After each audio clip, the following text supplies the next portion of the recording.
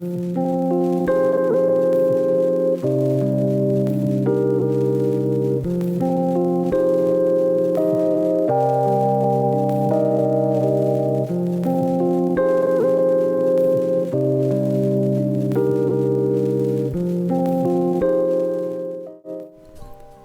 everybody, welcome to Dryer Days Art Studio. I'm Catherine. Thank you so much for being here today. So this is the piece I'll be working on. My kitty wanted to make an appearance, so I included her. I just wanted to give you some close-ups and different views of this piece because there's a lot of great texture that's kind of hard to pick up from just one shot. I named this piece Hard Candy. I really kind of branched out of my comfort zone a little bit with the colors, and so I'm really excited to bring you this piece today and show you how I did it. So first of all, I'm starting off with a board here by Trekell. This is their 16-inch round floater panel, and as you probably saw in the beginning, I love it because it does have this groove that kind of makes it look like it's in a floater frame, even though it's all one piece. So what I did was I used the green frog tape and I taped all around the edges, and I got it really, really in tight along that inner piece of wood that I'm going to be resining on. And I primed it twice with 2 coats of white gesso, and then I painted the board in the colors that I sort of wanted to use in the fashion that I wanted to use them. So if you can see above the panel here, there's a little lone agate coaster sitting there, and I had made that coaster a while back and I really liked the colors, and that was going to be my inspiration for this piece. In that coaster I had used the blue pearl pigment from my store. I had also used the antique lace and the breathless glitter, which is some of my favorite glitter. You can see it sparkling in the coaster there. And I'm sorry my table is such a mess. I was working on like 3 or 4 different projects at one time. I need to just get a much larger table, but that's neither here nor there. I apologize for the mess. So I'm just going to mix up my colors here and get moving on the piece. I did use art resin for this piece.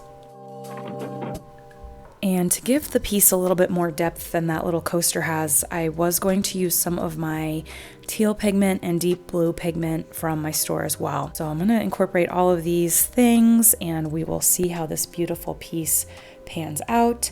I do want to mention too, you see the crystals that are sitting there that are already on the board.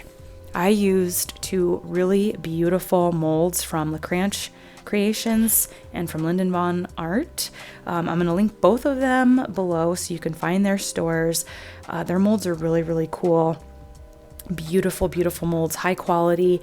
And so what I would do is if I had made a piece or I was working on something and I had a bunch of leftover clear resin, I would just add it to those Geode clustered molds that I got from them.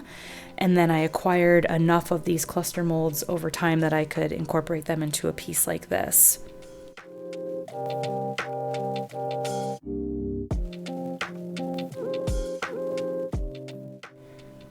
I wanted to change the angle a little bit here, guys, so that we can really focus on the pouring of the resin. So right now I am using that blue pearl. It's a really beautiful iridescent light pigment, as you can see, more of a white base with that beautiful blue pearlescent hue to it. Now with this pigment right here, you might have noticed that it's significantly lighter than my normal deep blue, and that is because I mixed the deep blue pigment with the blue pearl pigment. So that kind of not only lightens the deep blue, but also gives more of that cooler base that the blue pearl has. The deep blue already kind of has a cooler base, but now they're really going to blend well nicely together. You're going to have the same feel of that cool color. And as you can see here, they're already kind of marrying together and looking really nice. And then what I had just added there was some of the antique lace, some more of the blue pearl,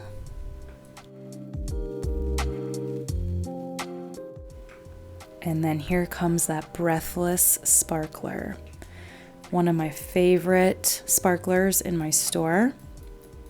You can find all of this stuff at dryerdaysartstudio.com.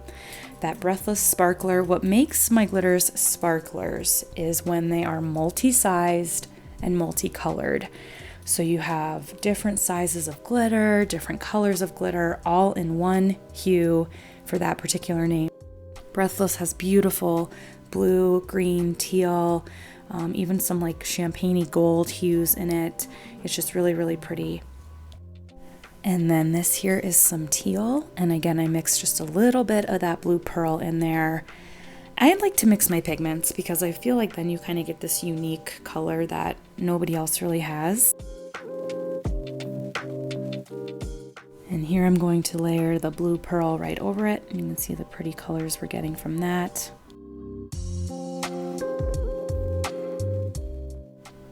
And then I'm just going to ribbon in some teal to give us some dimension in here.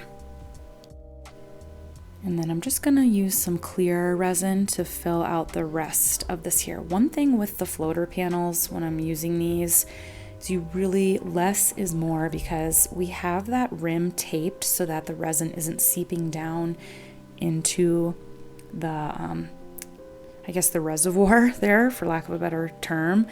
But if that gets too filled up, it can bust through the tape, it'll get too heavy, and then we will get resin down in there.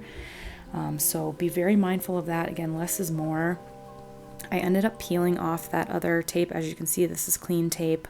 And I'm doing a second layer of resin here because I wanted more dimension, I wanted more layering, but the resin was getting a little too heavy on that tape, and I knew I was going to need another layer. So I just tore off that tape, I put more tape down, and now I'm just doing a second layer with the exact same colors I used last time.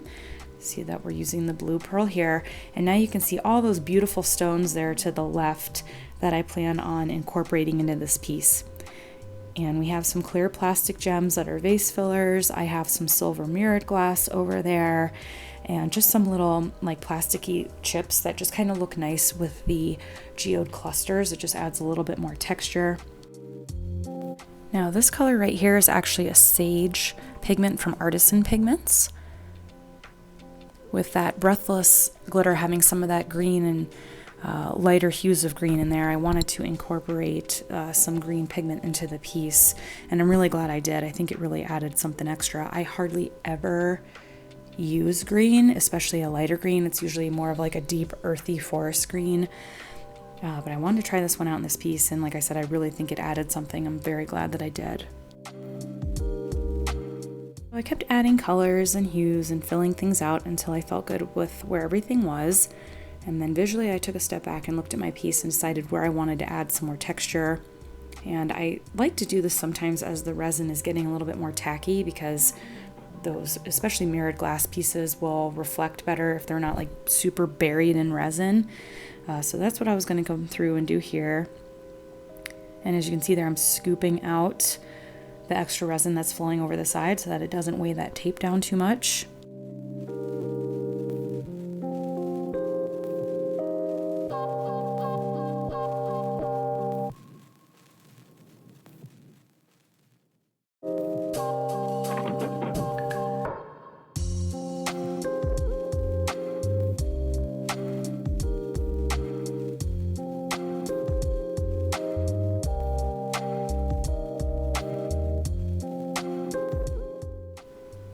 As the resin is tacking up as well, I like to do some more ribbons of color that are going to be a little bit more bold, because that resin is tacking up. It's not going to blend and move as easily.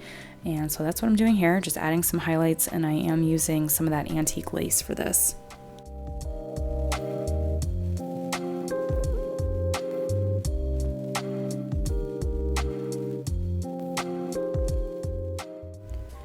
I add white to almost every single, actually not almost every single geode style piece I do, I add white. And that is because it laces beautifully. It's the ultimate highlight. And so for this right here, I'm using Laura's Expressions Angel White, which I got from Laura's Art Corner. You can find that linked down below.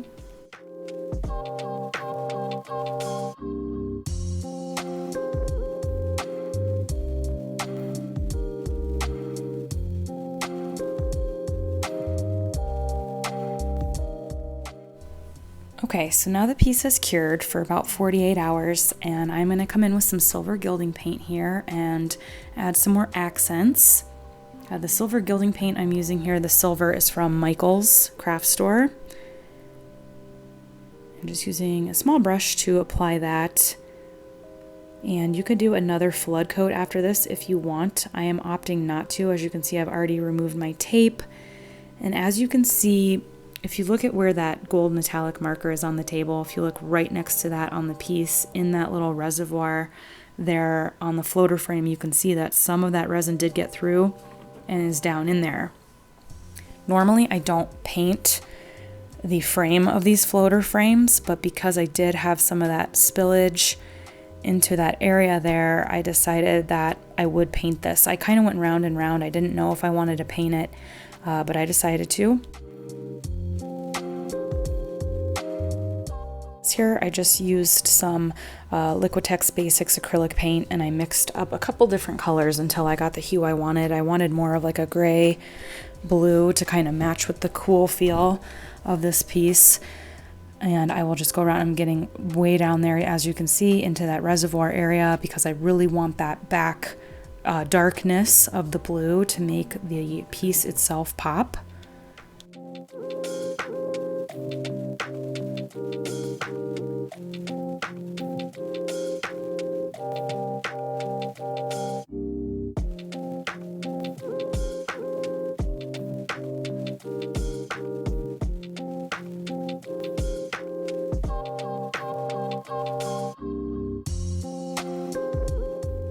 And there you have it, all done.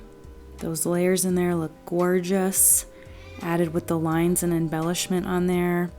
I took this down to that coffee shop where I'm hanging some different art pieces, and it sold within the first day. So I'm happy to say this is a sold piece. That really shows the texture right there with those geode clusters. So thank you guys so much for watching this video. I hope you enjoyed it. Please like, comment, and subscribe. Come find me on Instagram at Drier Days. And until next time, everybody, keep on pouring.